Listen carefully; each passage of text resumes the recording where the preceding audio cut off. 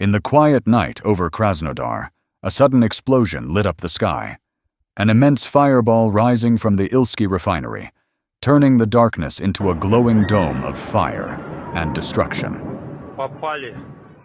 But this wasn't a missile strike or a bomber raid. It was something far simpler and far more devastating. Ukraine had launched another wave of kamikaze drones. The target, Ilski, wasn't just another facility on the map. It's one of the crown jewels of Russia's privately owned oil industry, processing more than 6 million tons of crude oil annually. This one refinery keeps the front line alive, fueling the tanks, trucks, and armored machines grinding through Ukrainian soil. But in a matter of minutes, a low-cost drone reduced a billion-dollar asset to rubble. 3 massive storage tanks ignited. Critical hydrocracking systems collapsed in flames. Ilski's processing power plunged by more than 30% in one night. Firelight lit up the surrounding region. Emergency units raced to the scene. 170 crew members scrambled to contain the inferno. But it was far too late. The damage had already carved itself into Russia's warfighting core. This was no random strike. It was a direct blow to the heart of Russia's logistical network. One drone, costing just $100,000, obliterated a system worth hundreds of millions. One strike severed a key artery delivering fuel to the front. The aftermath was immediate and paralyzing. Roughly 700 of the 1,400 tanker trucks Russia depends on daily were left stranded. With Ilski offline, fuel had to be diverted from refineries up to 400 kilometers away. That meant longer travel times, more fuel consumed to deliver fuel, and a spike in manpower demands, all while increasing vulnerability at every stage of the route. Those extra kilometers aren't just a matter of time. They represent exposure to more drones, to surveillance from above, to sabotage from within. Every added mile becomes a new opportunity for Ukraine to disrupt, destroy, delay. Each convoy transforms into a high-risk mission requiring escorts, decoys, and planning that stretches Russian supply lines to the breaking point. This isn't shock-and-awe warfare. This is slow, targeted, systemic exhaustion. Ukraine isn't trying to overpower Russia. It's draining it, one drone at a time. Russia's operational rhythm, its ability to move forces, deliver supplies, and maintain momentum, has been steadily unraveling. Not through sheer destruction, but through precise, calculated attrition. Ukraine has embraced the doctrine of asymmetric disruption. It doesn't need to match tanks or aircraft, it just needs to hit the pressure points. With smart targeting and cost-effective tools, Ukraine is proving that a $100,000 drone can rival the impact of a $10 million missile. And they're doing it again and again. In just this year, 2025, these drone raids have wiped out nearly 15% of Russia's diesel refining output. High-sulfur fuel oil exports have taken an even steeper hit, dropping by nearly 20%. Each attack builds on the last. Each facility taken offline shifts the burden onto another.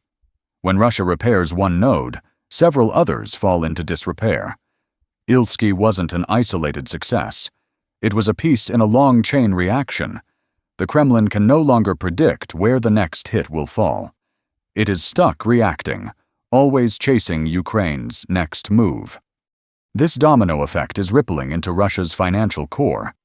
The Ministry of Finance recently disclosed a shortfall of 1.2 trillion rubles in energy tax revenues, just within the first half of the year. That's roughly $13 billion in lost income, money that was supposed to fuel tanks, fund pensions, prop up the ruble, and subsidize the war economy. The international financial sector has taken note. Reinsurers are backing out. Risk premiums on fuel infrastructure have soared. State-owned oil giants are now being forced to self-insure, absorbing liabilities they can't afford.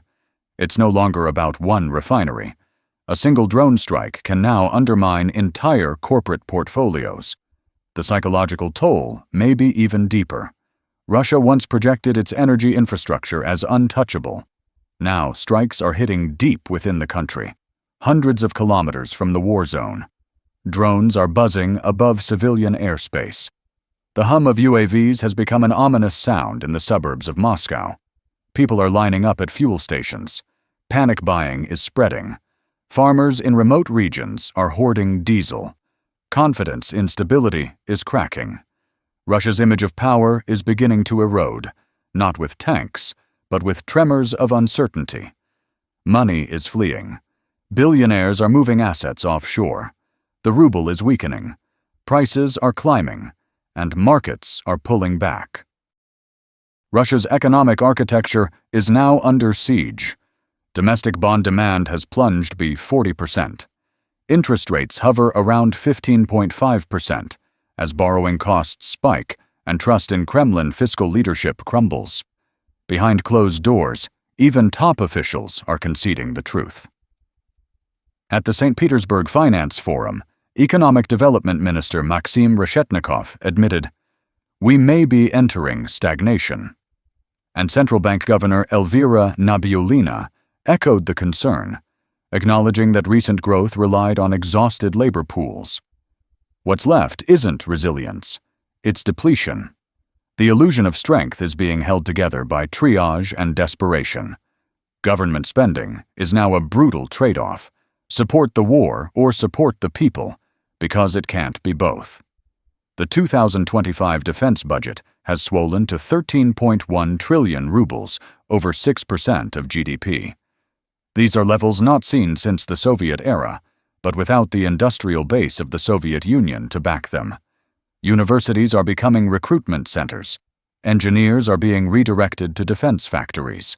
Medical graduates are being sent to logistics battalions. The civilian workforce is being weaponized, and it's cracking under the weight. Sanctions are choking the flow of critical imports. Russia's military industry is scavenging for parts, relying on black market chips, salvaged components, and decades-old machines. Breakdowns are now routine. Tanks are overheating. Drones are crashing mid-flight. Armored vehicles are rolling off lines with substandard plating. The pressure is compounding, and it all traces back to strikes like the one on Ilski. That refinery wasn't just a fuel depot, it was a central hub. Crude oil went in, battlefield momentum came out. Taking it offline struck at the chain connecting oil to artillery, and every consequence spirals outward. Maintenance crews are being pulled from combat zones to patch bombed infrastructure. Surveillance drones are redeployed from the front to watch over vulnerable fuel assets. Backup power, once allocated to field hospitals, is now rerouted to keep oil terminals running. This is what modern warfare looks like: resource misallocation as a weapon. Ukraine doesn't need to hit everything. It just needs to force Russia to defend everything. And it's succeeding. Meanwhile, Ukraine's intelligence network is refining its aim. Satellite imagery, intercepted communications, and real-time drone footage feed into a comprehensive picture of Russia's supply grid. Every strike reveals something new: enemy movements, reaction times, vulnerabilities. Each attack improves the next. This is war in the data age. It's being waged not just on front lines, but in command centers, pipelines, and bond markets. The drone is only the trigger. The real weapon is disruption. Ilski was a warning shot. Warning. A drone worth $100,000 may have inflicted over $1 billion in damage. And that's just one. Multiply that by a dozen more, and you see the outline of a collapsing war economy. Russia must now harden every refinery, every pipeline, every terminal, with soldiers, sensors, and countermeasures. The cost of defense multiplies. The cost of failure, even more so. Ukraine only needs a few drones, a few successful strikes. The damage does the rest. This is asymmetric warfare in its purest form. When balance sheets become battlegrounds and spreadsheets crumble like cities, Ukraine is winning. The fuse has already been lit. The empire of oil is beginning to fracture.